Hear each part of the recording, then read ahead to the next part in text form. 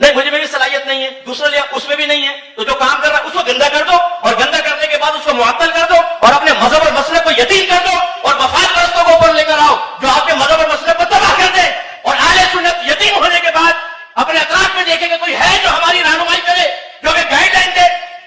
میں یقین سے کہتا ہوں اللہ مفتی صاحب کو دراز عمر بالخیر عطا فرمائے، لیکن جس دن مفتی صاحب کو ہوا مسئلہ کی یتیمی ایسی آپ کے اوپر مسلط ہوگی، ہم پر ایسی طاری ہوگی کہ ہم سر پکڑ کے بیٹھ جائیں گے۔ تو حضرت صاحب آپ بالکل فکر نہ کریں، منیب الرحمان صاحب کے جانے کے بعد اگر کوئی یتیم ہوگا تو وہ صلح کلی یتیم ہوگا، دیوبندیوں وہابیوں شیعوں سے مراسم رکھنے والا یتیم ہوگا، دین کو اس طرح قدحن لگانے والا یتیم ہوگا، اس طرح کے معاملات اور اس طرح کے افعال کو روا رکھنے والا یتیم ہوگا۔ اہل سنت یتیم نہیں ہوں گے۔ الحمدللہ 1400 سال سے اہل سنت کا یہ ریکارڈ ہے۔ میں نے کچھ ایسے لوگوں کو کہا، میں نے کہا چلے مفتی صاحب کے پاس چلتے ہیں، بیٹھ کے مفتی صاحب سے بات کرتے ہیں بعض امور کے اندر۔ مفتی صاحب کے سامنے بیٹھنا کوئی آسان بات ہے؟ ہم اسی چیز کا انتظار کر رہے تھے کہ کوئی ذمہ دار بندہ اس بات کی گارنٹی دے اور گارنٹی لے کہ جی میں جو ہے وہ مفتی منیب الرحمان صاحب کے سامنے آپ کو بٹھا سکتا ہوں، اور مفتی منیب الرحمان صاحب بھی اس بندے کی مانیں اور وہاں پر تشریف فرما ہو جائیں اور ان سے ہم گفتگو کر سکیں۔ تو اب چونکہ ذمہ دار بندے آپ بیچ میں آئے ہیں اور آپ نے برملا یہ آفر دی ہے کہ جی مفتی صاحب کے سامنے بیٹھ کر گفتگو کر لیں، تو بالکل ہم تیار ہیں، آپ وقت عطا فرمائیں۔ اور میں سامعین اور ناظرین سے بھی کہوں گا کہ میرا یہ کلپ کاٹ کر جو ہے اس کو وائرل کیا جائے اور ان تک یہ بات پہنچائی جائے۔ نحمدہ ونصلی ونسلم علی رسولہ الکریم۔ السلام علیکم ورحمۃ اللہ وبرکاتہ۔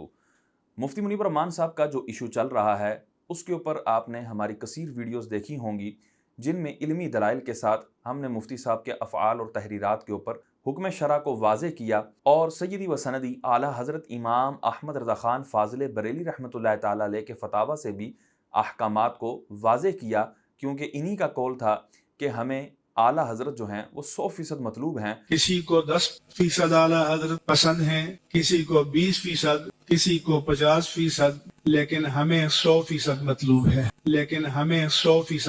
ہے، تو الزام الخصمی بما ہوا قائلہ کے قاعدے کے تحت ہم نے فتاوی رضویہ سے ہی حجت کو تمام کیا، اور تمام تر وہ علماء جو منیب الرحمان صاحب کے دفاع میں آتے رہے ان کی بارگاہ میں بھی ہم نے یہی عرض و معروض کی کہ آپ دلائل دیں اور دلائل سے گفتگو کریں، جذبات کو نہ لے کر آئیں کہ شریعت میں اس طرح کے معاملات میں جذبات کی اہمیت نہیں ہے۔ شرعی دلائل کو دیکھا جائے گا، قوانین کو دیکھا جائے گا، اصولوں کو دیکھا جائے گا، اور اس بحاف پر گفتگو کی جائے گی۔ تو انہی علماء میں مفتی اکمل صاحب بھی سر فہرست تھے۔ تو جب منیب الرحمان صاحب کا دفاع کیا جا رہا تھا تو کئی لوگوں نے مفتی منیب الرحمان صاحب کے دفاع میں ویڈیو بنائی، لیکن ہم ہر ایک کا تو جواب دے نہیں سکتے تھے، تو ہمیں کسی ایسے بندے کا انتظار تھا کہ جس کی بات زیادہ سنی جاتی ہو اور جس کو قابل اعتماد تصور کیا جاتا ہو۔ اگر وہ بات کرے تو پھر ہم کچھ گفتگو کر سکتے ہیں۔ تو اتنے میں مفتی اکمل صاحب کی ویڈیو ہمارے سامنے سے گزری، اس کے اوپر میں نے یہ مکمل ویڈیو بنائی ہے جس کا تھمبنیل آپ کے سامنے شو ہو رہا ہے۔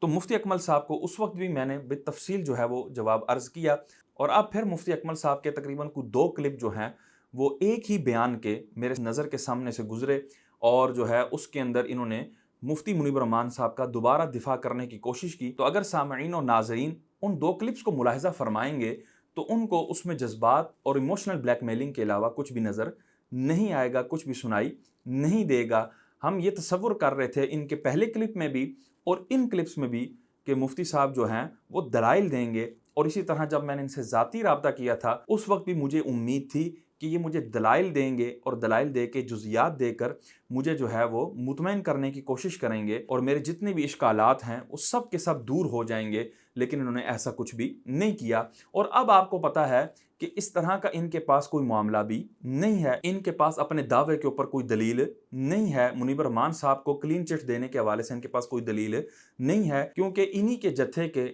اور انہی کے ٹیم کے ایک علامہ صاحب، علامہ ذوالفقار شاہ صاحب، انہوں نے اپنی ویڈیو بنا کر یہ واضح طور پر اعلان کر دیا ہے کہ مفتی صاحب نے توبہ لکھ کر دے دی ہے۔ سب سے پہلی بات یہ کہ مفتی منیب الرحمان صاحب حضور مفتی اعظم پاکستان مطال اللہ تعالیٰ بتولیاتی، آپ نے رجوع نامہ اور توبہ نامہ لکھ دیا ہے، ٹھیک ہے؟ آپ نے رجوع نامہ اور توبہ نامہ لکھ دیا ہے، ٹھیک ہے؟ اس کا مطلب واضح طور پر یہ ہے کہ مفتی صاحب کے وہ اعمال جو تھے وہ لائق توبہ اور رجوع تھے جن کا ہم نے مطالبہ کیا، لیکن یہ چونکہ منیب الرحمان صاحب کی طرف سے یہ اعلان نہیں ہوا، اور دوسری بات یہ کہ چلیں کوئی اور بھی اعلان کرتا تو وہ اس کا ثبوت تو دکھاتا، اور اعلانیہ گناہ کی اعلانیہ توبہ والا جو اصول اور رکن تھا وہ بھی اس میں مفقود تھا، اس لیے علماء کرام نے اس توبہ کو قبول نہیں کیا، اس اعلان کو قبول نہیں کیا۔ اس پر بھی الحمدللہ ہماری تفصیلی ویڈیو موجود ہے۔ اب میں مفتی اکمل صاحب کی وہ ویڈیو پلے کروں گا اور اس پر کچھ تبصرہ کروں گا۔ آپ سب ماشاءاللہ علماء ہیں، اب آپ پریکٹیکل لائف میں آئیں گے۔ اس سے پہلے بعض اوقات ایک طالب علم کی نگاہ میں خود اپنی اتنی قدر و قیمت نہیں ہوتی، وہ سمجھتا ہے میں غیر معروف آدمی ہوں بھی تو ایسے ہی ہوں بس میں، لیکن جب آپ جائیں گے لوگ آپ کو عزت سے ہاتھ چومیں گے، آپ کوئی علامہ، کوئی شیخ الحدیث، کوئی شیخ التفسیر، جامع المعقول والمنقول، اور کسی نقیب محفل کے ہاتھ چڑھ گئے تو ایسے القابات کہے گا کہ آپ خود کہیں گے مجھے خود نہیں پتہ ہی کیا کہہ رہا ہے میرے بارے میں، لیکن کہہ رہا ہے کچھ نہ کچھ۔ اس کے بعد پھر انسان جب اس کو احساس ہوتا ہے کہ میں کچھ ہوں، اس کے بعد اس کی سوچ بدلتی ہے، طبیعت بدلتی ہے۔ اور اس میں نے ایک طرز عمل یہ دیکھا ہے کہ جن لوگوں نے ہم پر احسان کیا ہوتا ہے، جنہوں نے ہمیں انگلی پکڑ کے چلانا سکھایا ہوتا ہے، جنہوں نے دست شفقت ہمارے سروں پہ رکھا ہوتا ہے، جنہوں نے تکلیفیں برداشت کر کے ایک ماں کی طرح ہمیں سایہ فراہم کیا ہوتا ہے، جنہوں نے ہمیں اس معاشرے میں باقدر بنایا ہوتا ہے، ہم معاشرے میں پھیلی ہوئی افواہوں اور بعض لوگوں کی باتوں کو ذہن میں قبول کر کے اپنے اسی بڑے کے خلاف کام کرنا شروع کر دیتے ہیں، ٹونٹنگ کرتے ہیں، ہم ان پہ طنز کرتے ہیں، ہم ان کی عزت خراب کرنے کی کوشش کرتے ہیں۔ یہاں پر دیکھیں جذباتی گفتگو کی جا رہی ہے، سامنے والوں کے جذبات سے کھیلا جا رہا ہے، ایموشنل بلیک میل کیا جا رہا ہے کہ دیکھیں جنہوں نے آپ پر احسانات کیے ہوں، آپ پر شفقتیں کی ہوں، آپ انہی کے خلاف جو ہے وہ کھڑے ہو جائیں۔ اور انہوں نے شروع میں کلام کیا کیا کہ بندہ جب تک طالب علم ہوتا ہے تب تک تو اپنے آپ کو کچھ نہیں سمجھتا، لیکن جب وہ علامہ صاحب بن جاتے ہیں، شیخ الحدیث بن جاتے ہیں، شیخ التفسیر بن جاتے ہیں، دیگر بڑے بڑے القابات ان کے ساتھ لگ جاتے ہیں، یعنی کہ وہ علمی طور پر اہل ہو جاتے ہیں، تو اب وہ اپنے اسی مربی اور اسی محسن کے خلاف ہو جاتے ہیں۔ تو مفتی صاحب آپ نے یہ مطلقاً بیان فرمایا کہ وہ اپنے محسن کے، اپنے مربی کے اور اپنے بڑے کے مخالف ہو جاتے ہیں۔ تو یہاں پر آپ کو دو گروہ نہیں کرنے چاہیے تھے کہ وہ علماء کہ جو اپنے علم کو مکمل کر لیتے ہیں اور پریکٹیکل لائف میں آ جاتے ہیں، اور اب وہ اگر اپنے محسن کے، اپنے مربی کے، اپنے بڑے کے مخالف ہوتے ہیں تو اب یہ دیکھا جائے گا کہ وہ مخالفت شرع کی وجہ سے ہے، شریعت مطہرہ کی وجہ سے ہے، یا ذاتی عناد کی وجہ سے ہے۔ اگر وہ شریعت کی وجہ سے ہو، چاہے وہ سامنے باپ ہو، چاہے وہ بیٹا ہو، چاہے استاد ہو، چاہے مربی ہو، چاہے محسن ہو، کوئی بھی ہو کسے باشد، اس کو نہیں دیکھا جائے گا، کیونکہ یہ قرآن کی بیان کردہ نصیحت ہے۔ اللہ تبارک و تعالیٰ سورہ توبہ آیت نمبر 24 میں ارشاد فرماتا ہے، قُلْ إِنْ كَانَ آبَاؤُكُمْ وَأَبْنَاؤُكُمْ وَإِخْوَانُكُمْ وَأَزْوَاجُكُمْ وَعَشِيرَتُكُمْ وَأَمْوَالٌ اقْتَرَفْتُمُوهَا وَتِجَارَةٌ تَخْشَوْنَ كَسَادَهَا وَمَسَاكِنُ تَرْضَوْنَهَا أَحَبَّ إِلَيْكُمْ مِنَ اللَّهِ وَرَسُولِهِ وَجِهَادٍ فِي سَبِيلِهِ فَتَرَبَّصُوا حَتَّى يَأْتِيَ اللَّهُ بِأَمْرِهِ وَاللَّهُ لَا يَهْدِي الْقَوْمَ الْفَاسِقِينَ۔ تم فرماؤ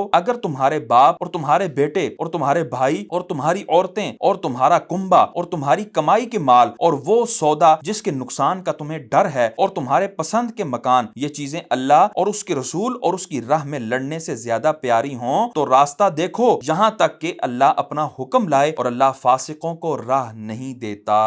اس طرح کی اور بھی کئی آیات ہیں کہ جس میں اللہ تبارک و تعالیٰ نے اللہ اور اس کے رسول کی محبت کو ترجیح دینے کے حوالے سے اور مد مقابل میں کوئی بھی ہو کسے باشد، بڑا ہو چھوٹا ہو، اس کا لحاظ نہ کرنے کی ترغیب ارشاد فرمائی ہے، لازم قرار دیا ہے کہ اگر وہ کفر کو اختیار کر لیں تم نے ان کی طرف نہیں جھکنا، اور جو ظالموں کی طرف جھکے گا اس کو بھی آگ اچک لے گی۔ تو اس طرح کی کثیر آیات ہمیں یہ نصیحت کرتی ہیں کہ جب کوئی شخص، کوئی بھی بندہ اللہ اور اس کے رسول کے سامنے آ کے کھڑا ہو جائے، شریعت کے مخالف ہو جائے تو ہم اس کو نہیں دیکھیں گے۔ انہی آیات کے پیش نظر سیدی و سندی اعلیٰ حضرت امام احمد رضا خان فاضل بریلی رحمۃ اللہ تعالیٰ علیہ نے ہمیں کیا نصیحت فرمائی ہے۔ فتاوی رضویہ شریف جلد نمبر 30 صفحہ نمبر 310 کے اوپر کیا ارشاد فرماتے ہیں، ایمان کے حقیقی و واقعی ہونے کو دو باتیں ضرور ہیں، نمبر 1 محمد رسول اللہ صلی اللہ تعالی علیہ وسلم کی تعظیم، نمبر 2 محمد رسول اللہ صلی اللہ تعالی وسلم کی محبت کو تمام جہان پر تقدیم۔ تو اس کی آزمائش کا یہ سری طریقہ ہے کہ تم کو جن لوگوں سے کیسی ہی تعظیم، کتنی ہی عقیدت، کتنی ہی دوستی، کیسی ہی محبت کا علاقہ ہو، جیسے تمہارے باپ، تمہارے استاد، تمہارے پیر، تمہارے بھائی، تمہارے احباب، تمہارے اصحاب، تمہارے مولوی، تمہارے حافظ، تمہارے مفتی، تمہارے واعظ وغیرہ وغیرہ کسے باشد جب وہ محمد رسول اللہ صلی اللہ تعالی علیہ وسلم کی شان اقدس میں گستاخی کریں، اصلاً تمہارے قلب میں ان کی عظمت، ان کی محبت کا نام و نشان نہ رہے، فوراً ان سے الگ ہو جاؤ، دودھ سے مکھی کی طرح نکال کر پھینک دو، ان کی صورت، ان کے نام سے نفرت کھاؤ، پھر نہ تم اپنے رشتے، علاقے، دوستی، الفت کا پاس کرو، نہ اس کی مولویت، شیخیت، بزرگی، فضیلت کو خطرے میں لاؤ کہ آخر میں یہ جو کچھ تھا محمد رسول اللہ صلی اللہ تعالی علیہ وسلم ہی کی غلامی کی بنا پر تھا۔ جب یہ شخص انہی کی شان میں گستاخ ہوا، پھر ہمیں اس سے کیا علاقہ رہا؟ اس کے جبے امامے پر کیا جائیں؟ کیا بطیر یہودی جبے نہیں پہنتے، امامے نہیں باندھتے؟ اس کے نام، علم و ظاہری فضل کو لے کر کیا کریں؟ کیا بطیر پادری بکثرت فلسفی بڑے بڑے علوم و فنون نہیں جانتے؟ اور اگر یہ نہیں بلکہ محمد الرسول اللہ صلی اللہ تعالی وسلم کے مقابل تم نے اس کی بات بنانی چاہی، اس نے حضور سے گستاخی کی اور تم نے اس سے دوستی نباہی، یا اسے ہر برے سے بدتر برا نہ جانا، یا اسے برا کہنے پر برا مانا، یا اسی قدر کہ تم نے اس امر میں بے پرواہی منائی، یا تمہارے دل میں اس کی طرف سے سخت نفرت نہ آئی، تو للہ اب تم ہی انصاف کر لو کہ تم ایمان کے امتحان میں کہاں پاس ہوئے؟ قرآن و حدیث نے جس پر حصول ایمان کا مدار رکھا تھا اس سے کتنی دور نکل گئے؟ مسلمانوں، کیا جس کے دل میں محمد رسول اللہ صلی اللہ تعالی علیہ وسلم کی تعظیم ہوگی وہ ان کے بدگو کی وقعت کر سکے گا، اگرچہ اس کا پیر یا استاد یا پدر ہی کیوں نہ ہو؟ کیا جسے محمد رسول اللہ صلی اللہ تعالی علیہ وسلم تمام جہان سے زیادہ پیارے ہوں وہ ان کے گستاخوں سے فوراً سخت شدید نفرت نہ کرے گا، اگرچہ اس کا دوست یا برادر یا پسر ہی کیوں نہ ہو؟ للہ اپنے حال پر رحم کرو اور اپنے رب کی بات سنو۔ تو یہاں پر دیکھیں سیدی و سندی اعلیٰ حضرت نے انہی آیات کو مد نظر رکھتے ہوئے اور آگے وہی آیات ذکر فرمائیں گے، لا تجد قوما یؤمنون باللہ والیوم الآخر یوادون من حاد اللہ ورسولہ۔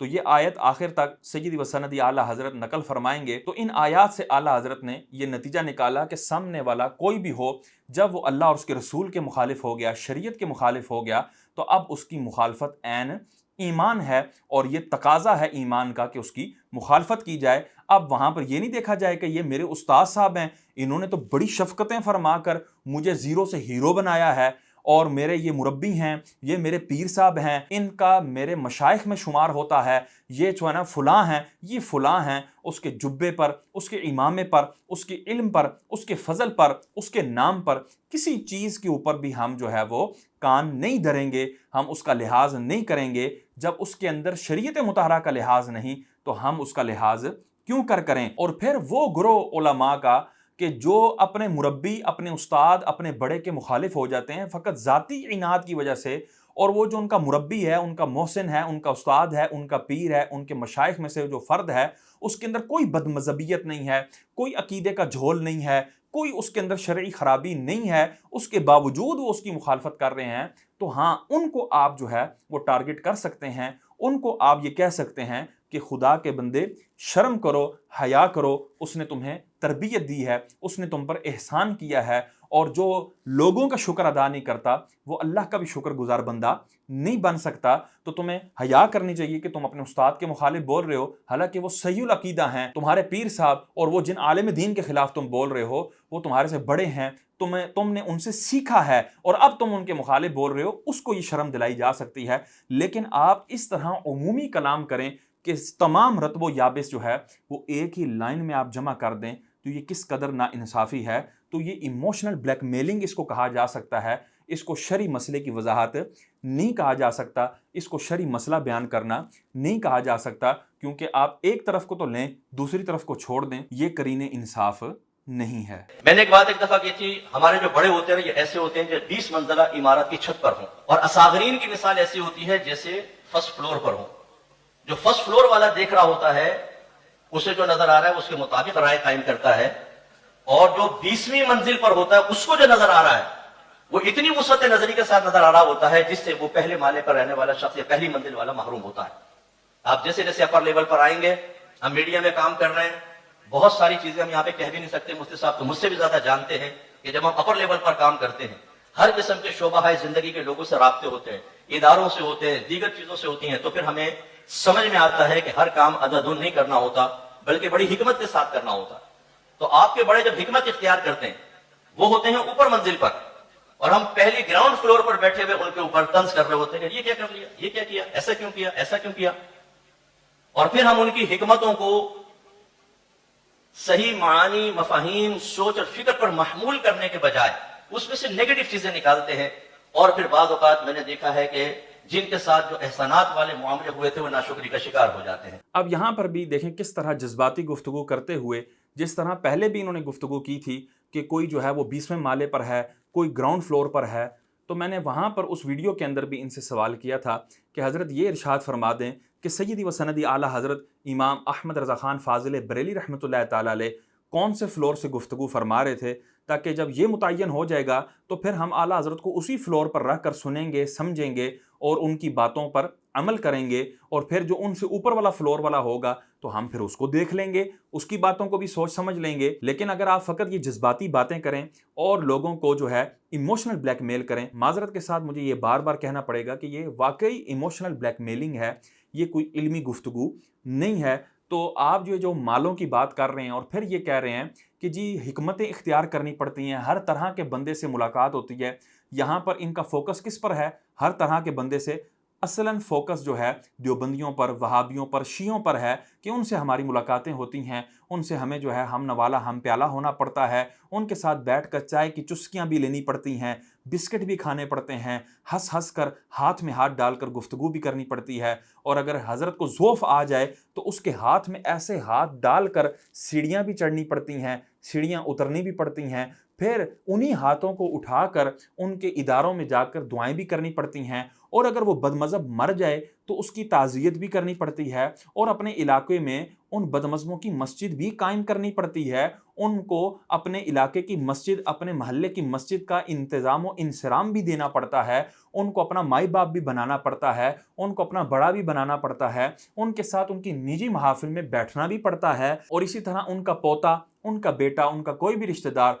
फारिग व तहसील हो जाए, अपने वो जो इल्म शैतानी है उसको मुकम्मल कर बैठे, तो फिर उस पे हमें उनको जो है वो थपकी भी देनी पड़ती है कि वाह वाह बड़ा बेहतरीन कारनामा किया है, तुम्हें अल्लाह अपने असलाफ के ऊपर ही रखे जो असलाफ तुम्हारे थे, और इस तरह की दुआएं देनी पड़ती हैं। तो ये सारे मामलात करने पड़ते हैं। और हज़रत जो हैं मुफ्ती अकमल साहब उसको हिकमत अमली का नाम दे रहे हैं। हज़रत आप पर यह वाज़े करना लाजिम है ये हिकमत अमली है या मुदाहनत है, और अगर मुदाहनत है तो किस दर्जे की है, और अगर हिकमत अमली है और वाकई शरीयत की नज़र में हिकमत अमली है तो यकीनन इसके ऊपर शरई दलील होगी। और वो शरई दलील बयान करने के लिए आपको किस चीज़ ने रोका है ये आप हमें बयान फरमा दें। चलें एक लम्हे के लिए हम मान लेते हैं कि आपको वो शरई दलाइल देना सोशल मीडिया पर मुनासिब नहीं लग रहा, कि मैं सोशल मीडिया पर वो दलाइल रखूँगा तो आवाम के इतने हाजमे नहीं है, इतने मामलात नहीं हैं जिसको वो समझ सकें। हालांकि ये तो बात ही अब पीछे रह गई है कि शरई दलाइल आप दें।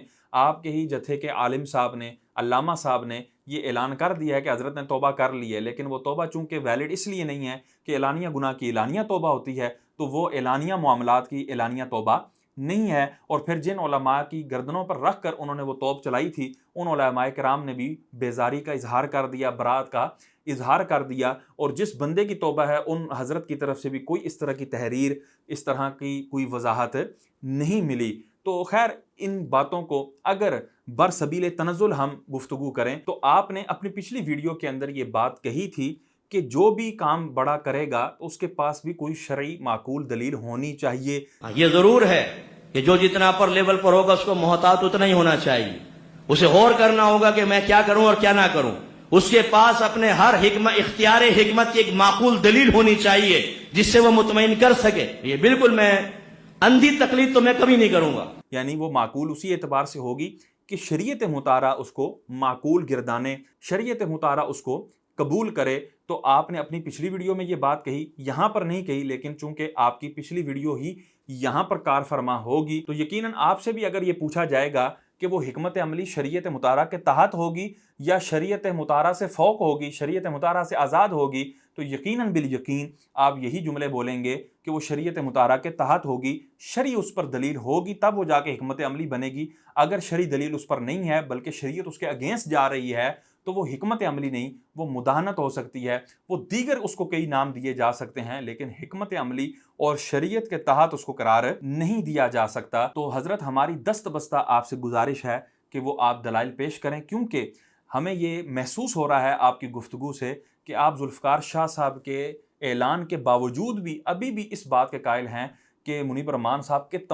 تمام افعال جو ہیں کہ جو انہوں نے شیعہ کی تعزیت کی، اسی طرح دیوبندیوں کی مسجد کا افتتاح کیا، اسی طرح تفہیم المسائل کے اندر انہوں نے جو ہے وہ انتہائی خطرناک عبارت لکھی، ان کی عبارتوں سے توہین الوہیت اور رسالت کا ایہام اور تأثر پایا جاتا تھا، تو اعلیٰ حضرت نے ان کو متنبہ فرمایا اور بعد میں اس کو جو ہے نا وہ چپکے سے تسامح کہہ کر نکال دیا اور آخر میں لکھ دیا جی مجھے تسامح ہوا تھا۔ بھئی تسامح کس درجے کا تھا؟ کفر کے درجے کا تھا، گمراہی کے درجے کا تھا، مکروہ درجے کا تھا، فقط جو ہے خلاف اولا تھا؟ کیا تھا؟ کس بات سے آپ نے جو ہے وہ رجوع کیا؟ اور جو پہلی بات لکھی تھی اس کے اندر کیا خرابی تھی، اس کے اندر کیا مذائقہ تھا، اس کو بھی بیان کیے بغیر آپ جو ہے وہ سائیڈ پہ ہو گئے۔ تو اس طرح کی چیزیں، اسی طرح جو ہے شیعہ کو جید اور ممتاز عالم دین کہہ کر جو آپ نے تعظیم دی، اس کی روح کی تسکین کی بات کی، اور اسی طرح دیگر بھی جو افعال ہیں کہ تقی عثمانی کے پوتے کی دستار پر آپ نے دعائیں دی، اور پھر جلندری کے مدرسے میں جا کر انہوں نے وزٹ کیا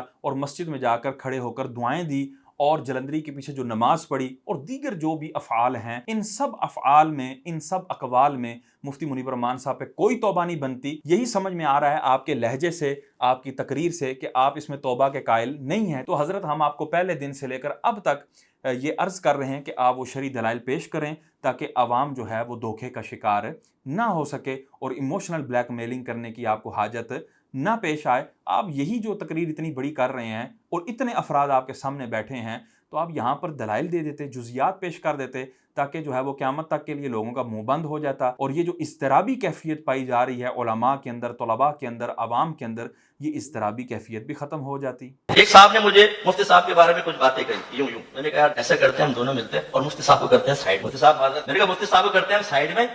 تم ایک آدمی ایسا لے آؤ جو مفتی صاحب کے مقابلے کا ہو، جس طرح اپر لیول پر مفتی صاحب اعتماد کے ساتھ مدلل گفتگو کرنے کے قابل ہیں، جس طرح مفتی صاحب کے سامنے والا بیٹھ کر آپ کے ماضی کو کھنگال کر کوئی اسکینڈل نہیں نکال سکتا، ایسا کوئی آدمی لے کر آؤ، میں تمہارے ساتھ ہوں۔ مفتی صاحب کو ہٹاتے اس کو بٹھاتے ہیں، آج تک دوبارہ اس نے مجھ سے کلام نہیں کیا۔ اب یہاں پر ہم دو طرح سے گفتگو کریں گے۔ ایک تو مفتی اکمل صاحب نے جو یہ فرمایا کہ جی میں نے اس حضرت سے کہا جنہوں نے مفتی منیب الرحمان صاحب کے مخالف ان سے گفتگو کی، اس کو کہا کہ جی آپ کوئی ایسا بندہ لے آئیں۔ تو یہ جو ان کا مطالبہ تھا یہ اگلے سے واقعی اس اعتبار سے تھا کہ واقعی افراد موجود ہیں اور یہ مطالبہ کر رہے ہیں، تو ان کی جو گفتگو کا انداز ہے وہ یہی بیان کر رہا ہے، اور آگے چل کے یہ اس کا التزام بھی کر دیں گے کہ ایسا کوئی بھی بندہ نہیں ہے، فقط یہ اس کو زج کرنے کے لیے اور اس کو بے دلیل ثابت کرنے کے لیے اور غلط ثابت کرنے کے لیے یہ مطالبہ کر رہے ہیں کہ تم ایسا کوئی بندہ لے آؤ، مفتی صاحب کو ہم ہٹا دیں گے اور وہ بندہ کام کر لے۔ یعنی کہ اہل سنت کے پاس کوئی بھی ایسا بندہ نہیں ہے جو دین متین کو اس انداز سے بیان کر سکے اور دین متین کی اس انداز سے ترویج کر سکے اور اس کی حمایت کے لیے گفتگو کر سکے۔ تو یہاں پر معذرت کے ساتھ دست بستہ میں عرض کروں گا کہ مفتی اکمل صاحب آپ یہاں پر غلطی پر ہیں، اور شاید آپ نے قرآن پاک کی وہ آیات بھلا دی ہیں یا آپ کے ذہن میں نہیں ہے جن آیات میں اللہ تبارک و تعالیٰ جو ہے وہ یہ ارشاد فرما رہا ہے کہ اگر تم دین کا کام نہیں کرو گے، اگر تم مخالف ہو جاؤ گے دین کے، تو اللہ تعالیٰ تمہارے بدلے ایسی قوم لے کر آئے گا جو تمہارے سے بہتر دین کا کام کرنے والی ہوگی۔ وہ آیات چند جو ہے وہ میں آپ کے سامنے تلاوت بھی کر دیتا ہوں تاکہ عوام کو بھی سمجھ میں آئے کہ دین جو ہے وہ بے یار و مددگار نہیں ہے۔ قرآن مجید فرقان حمید سورہ مائدہ کی آیت نمبر 54 میں ارشاد فرماتا ہے، یا ایھا الذین آمنوا من یرتد منکم عن دینہ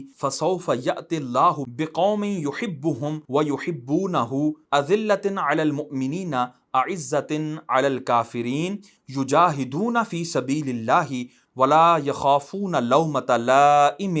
ذلک فضل اللہ یؤتیہ من یشاء واللہ واسع علیم۔ اے ایمان والو، تم میں جو کوئی اپنے دین سے پھرے گا تو ان قریب اللہ ایسے لوگ لائے گا کہ وہ اللہ کے پیارے اور اللہ ان کا پیارا، مسلمانوں پر نرم اور کافروں پر سخت، اللہ کی راہ میں لڑیں گے اور کسی ملامت کرنے والے کی ملامت کا اندیشہ نہ کریں گے۔ یہ اللہ کا فضل ہے جسے چاہے دے اور اللہ وسعت والا، علم والا ہے۔ یہاں اس آیت میں یہ پوائنٹ نوٹ کرنے والا ہے، فسوف یأتی اللہ بقوم، اللہ عنقریب ایسی قوم لائے گا، یعنی یہ کام اللہ کا ہے کہ اللہ کس سے دین کی خدمت لیتا ہے۔ آپ کو مفتی صاحب ٹینشن نہیں لینی چاہیے، اور یہ ٹینشن آپ کی نہیں ہے، اور نہ آپ سامنے والوں کو یہ ٹینشن دلائیں کہ حضرت نہیں ہوں گے تو کون دین کا کام کرے گا۔ حضرت اگر یہ جو ہیں غیروں کے ساتھ پپیاں جھپیاں کریں گے، کافروں کے لیے نرمی اختیار کریں گے، مرتدوں کے لیے نرمی اختیار کریں گے، اور مسلمانوں کے لیے سخت ہوں گے، جب آئیں گے تو اپنی تحریکوں کو،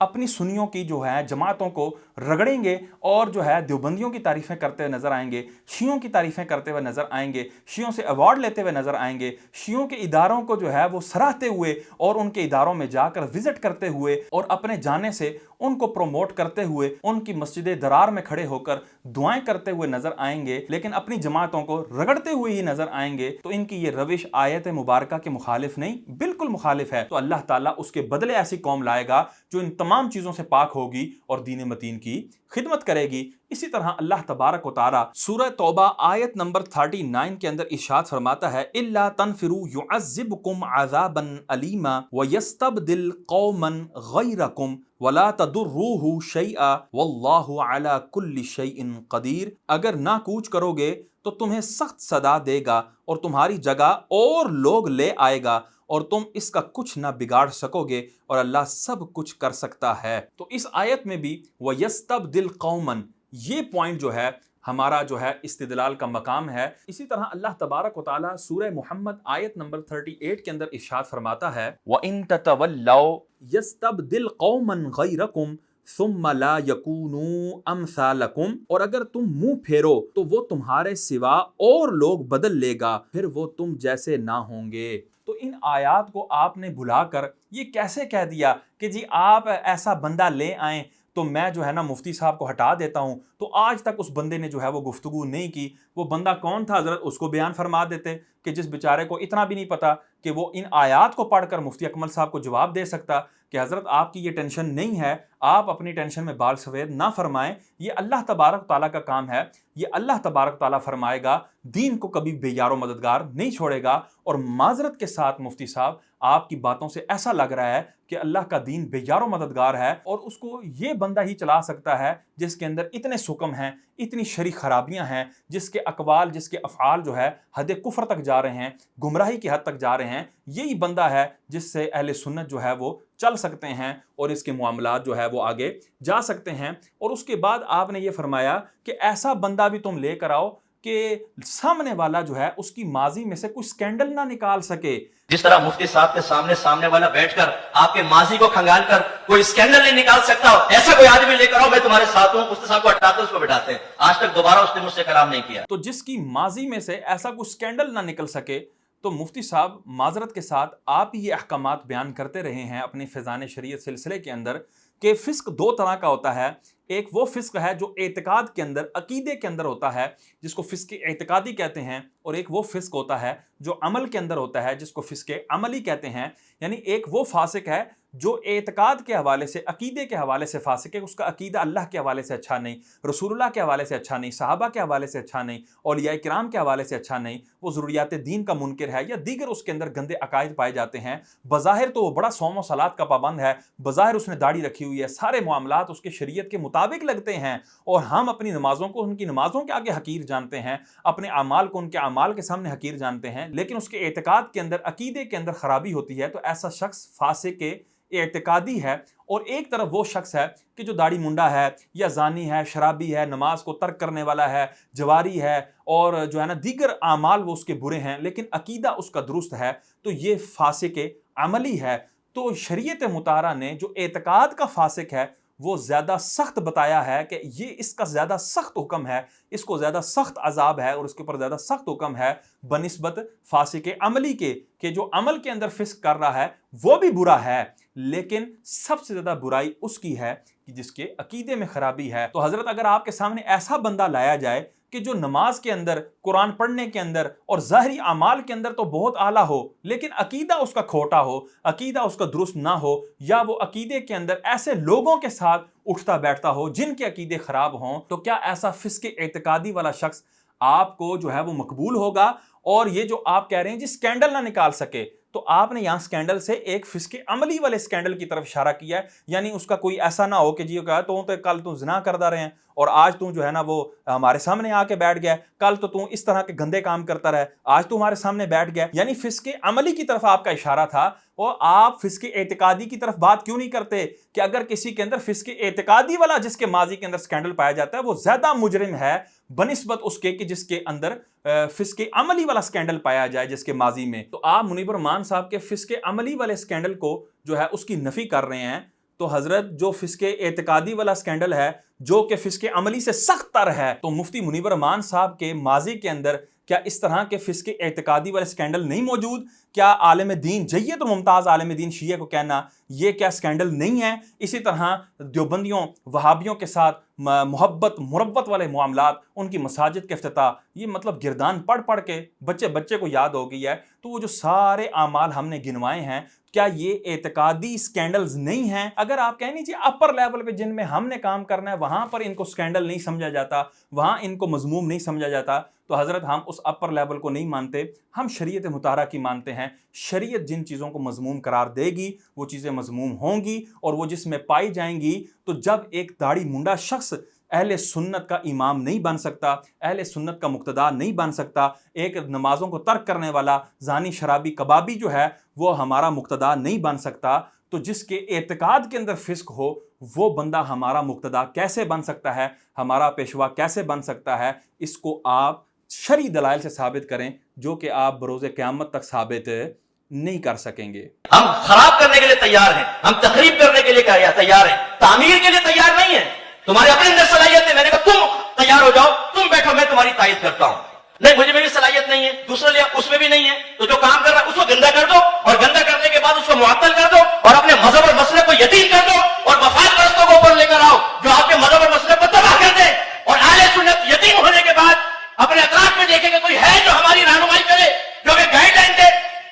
میں یقین سے کہتا ہوں اللہ مفتی صاحب کو دراز عمر بالخیر عطا فرمائے، لیکن جس دن مفتی صاحب کو ہوا مسئلہ کی یتیمی ایسی آپ کے اوپر مسلط ہوگی، ہم پر ایسی طاری ہوگی کہ ہم سر پکڑ کے بیٹھ جائیں گے۔ تو حضرت صاحب آپ بالکل فکر نہ کریں، منیب الرحمان صاحب کے جانے کے بعد اگر کوئی یتیم ہوگا تو وہ صلح کلی یتیم ہوگا، دیوبندیوں وہابیوں شیعوں سے مراسم رکھنے والا یتیم ہوگا، دین کو اس طرح قدحن لگانے والا یتیم ہوگا، اس طرح کے معاملات اور اس طرح کے افعال کو روا رکھنے والا یتیم ہوگا۔ اہل سنت یتیم نہیں ہوں گے۔ الحمدللہ 1400 سال سے اہل سنت کا یہ ریکارڈ ہے کہ اللہ تبارک و تعالیٰ نے دین متین کی نصرت کے لیے ایسے افراد پیدا فرمائے جن کا آج بھی طوطی بولتا ہے، جن کا آج بھی نام زندہ ہے۔ داتا علی حجویری کو دیکھ لیں، غوث پاک کو دیکھ لیں، معین الدین چشتی اجمیری کو دیکھ لیں، سیدی و سندی اعلیٰ حضرت امام احمد رضا خان فاضل بریلی رحمۃ اللہ تعالیٰ علیہ کو دیکھ لیں کہ اللہ تعالیٰ نے کیسے ان سے دین کا کام لیا، اور ان کے جانے کے بعد حالانکہ بندہ بظاہر سوچے کہ یار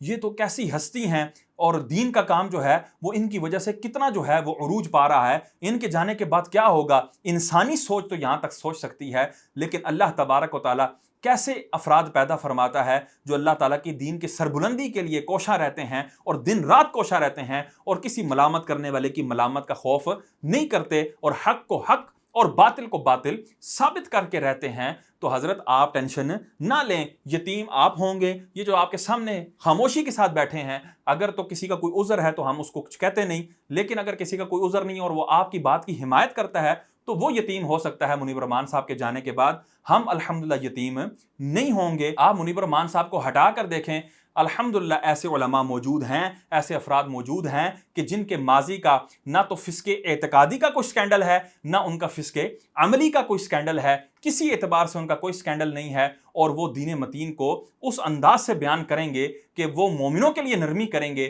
کافروں کے لیے سختی کریں گے، اور کسی ملامت کرنے والے کی ملامت کا خوف